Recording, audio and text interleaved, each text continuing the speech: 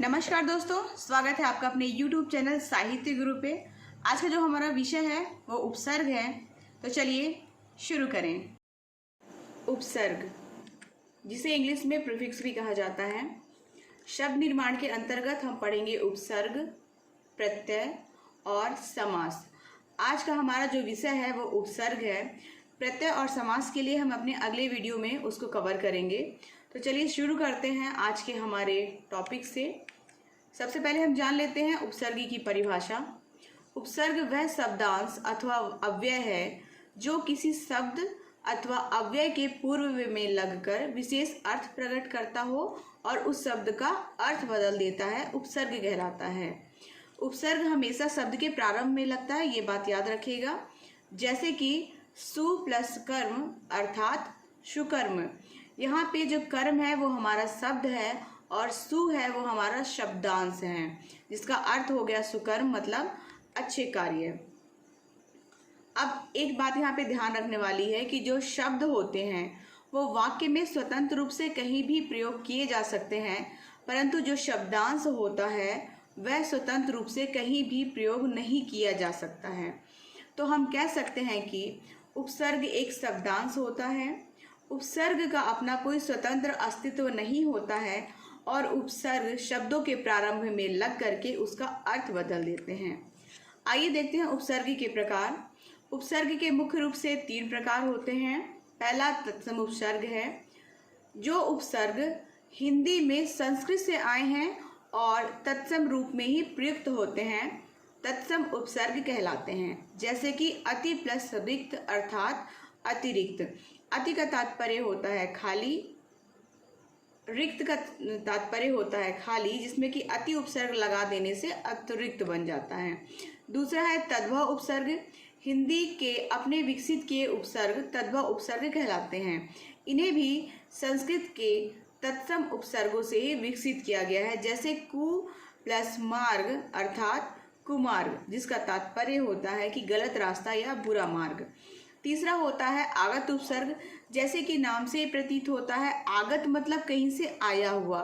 जैसे विदेशी भाषाएं उर्दू, फारसी, अंग्रेजी आदि के साथ साथ में इन भाषाओं के कुछ उपसर्ग भी हिंदी में प्रचलित हो गए हैं, जिसे आगत उपसर्ग कहते हैं। जैसे कि गैर प्लस सरकारी अर्थात गैर सरकारी। यहाँ पे अब हम देख लेते हैं कि उपसर्ग लगा करके हम कौन कौन से शब्द बना सकते हैं। तो सबसे पहले हम तत्सम उपसर्ग से बनने वाले शब्दों को देखेंगे। यहाँ पे हमने 3 भागों में इसको डिवाइड किया हुआ है, उपसर्ग, अर्थ और उसके शब्द। तो सबसे पहले हम अति उपसर्ग के बारे में जान लेते हैं। अति का अर्थ होता है अधिक, ऊपर, उस पर, और इससे बनने वाले जो शब्द होते हैं वो है अतिक्रमण, अतिरिक्त, अतिशय और अतिचार।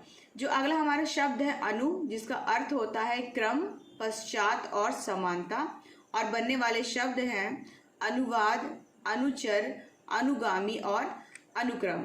इस तरीके से हमने यहाँ पे और भी उदाहरण दिए हुए हैं, जिसको आप अपनी कॉपी पे नोट कर सकते हैं। अव का तात्पर्य होता है हीनता, अनादर, पतन, और इससे बनने वाले शब्द होते हैं अवज्ञा, अवशेष, अवसाद और अवरोहण। यहाँ पे भी कुछ उदाहरण दिए गए हैं जिसको आप लिख सकते हैं। ये परीक्षा की दृष्टि से बहुत ही महत्वपूर्ण है। तत्सम उपसर्ग में एक शब्दांश के अलावा कुछ ऐसे भी शब्द होते हैं जो कि एक से अधिक शब्दांशों से मिलकर के बना होता है। जैसे कि निरपराध, व्याकरण, समालोचना और सुविख्यात, ये परीक्षाओं में पूछे जाते हैं। आइए तद्भव उपसर्ग के बारे में जानते हैं, जिसको हिंदी के उपसर्ग भी कहा जाता है। इसको भी हमने 3 भागों में डिवाइड किया हुआ है। पहला जो शब्द है वो है आ, जिसका अर्थ होता है निषेध, और शब्द बनते हैं अटल, अमोल, अपढ़, अजान और अथाह। अगला शब्दांश है हमारा अन, जिसका अर्थ होता है नहीं, और इससे बनने वाले शब्द होते हैं अनपढ़, अनहोनी, अनबन और अनजान। इस तरीके से हमने यहाँ पे कुछ और उदाहरण दिए हुए हैं, जिसको आप बीच में वीडियो को रोक करके इसको आप लिख सकते हैं। अगला है आगत उपसर्ग, जिसको उर्दू और फारसी के उपसर्ग भी कहा जाता है। जैसे अल, जिसका अर्थ होता है निश्चित और बनने वाले शब्द होते हैं अलमस्त, अल सुबह और अलबत्ता।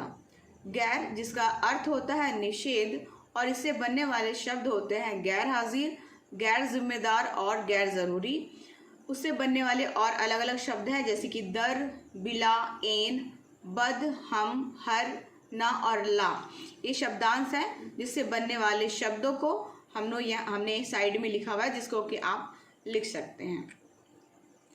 इसके अलावा अंग्रेजी के भी कुछ उपसर्ग होते हैं, उसको भी देख लीजिए, कभी कभी एग्जाम में वो भी पूछे जाते हैं।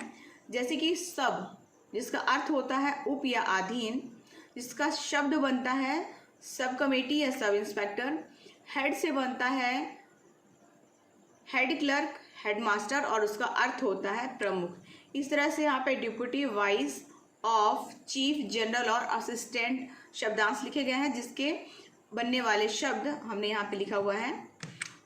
वीडियो अगर पसंद आती है तो लाइक, सब्सक्राइब जरूर करें। Thank you.